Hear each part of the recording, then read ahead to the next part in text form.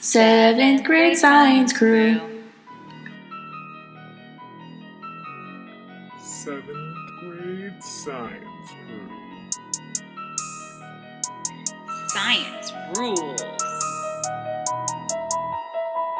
Seventh grade science. Science rules. Seventh grade science. Science rules.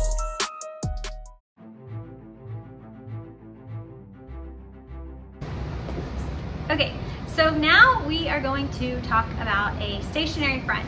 And a stationary front is exactly what it sounds like if you really think about it.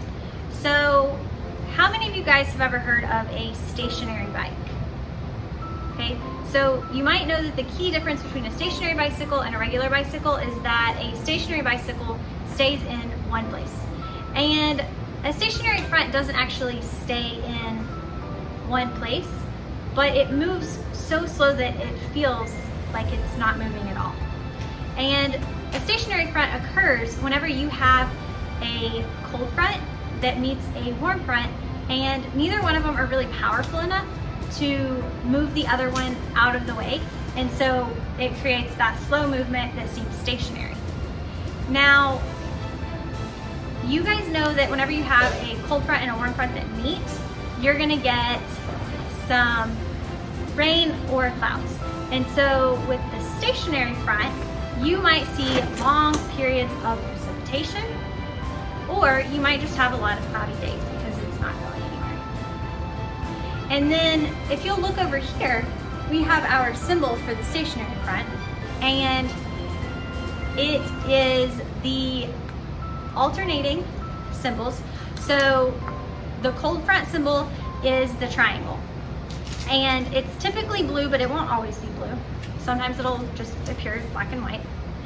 And then you have your warm front that is typically a red semicircle. And so with this symbol here, you get the alternating red semicircle and the alternating blue triangle. And if you'll notice, they're facing opposite directions. And so that tells us the direction that each of those fronts is slowly moving.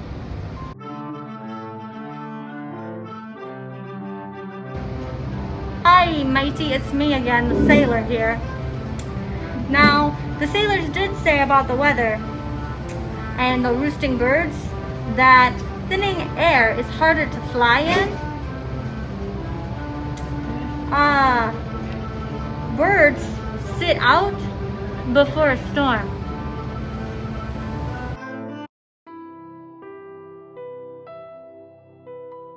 Story time with Linda Rains. I'm Miss Linda, and I'm going to tell you about some stories that I like to tell my grandbabies about how we know certain weather things are going to happen. So today, let me tell you, if a fly lands on your nose, if you have a fly and it's flying around and it lands on your nose and you swat it, because we don't like flies on our nose. No, we do not.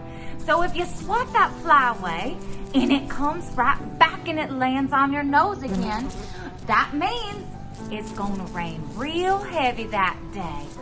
It's going to be heavy rain. You're going to have cumulonimbus clouds, and you better put on your boots and your rain jacket.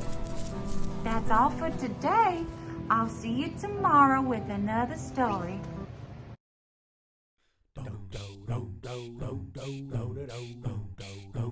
Hey, Moore, what is the difference between weather and climate? I don't know what. You can't weather a tree, but you can climb it! Hey Bruce, What's up? what comes down but doesn't hit the ground? What comes down but doesn't hit the ground? What? Temperature.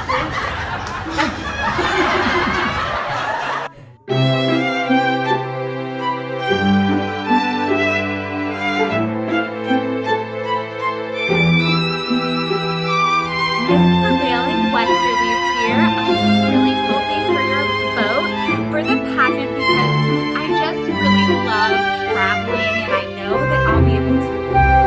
best of wins to those who need it after I win this competition.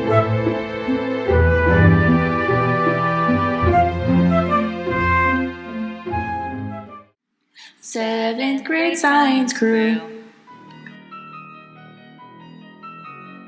7th grade science crew. Science rules.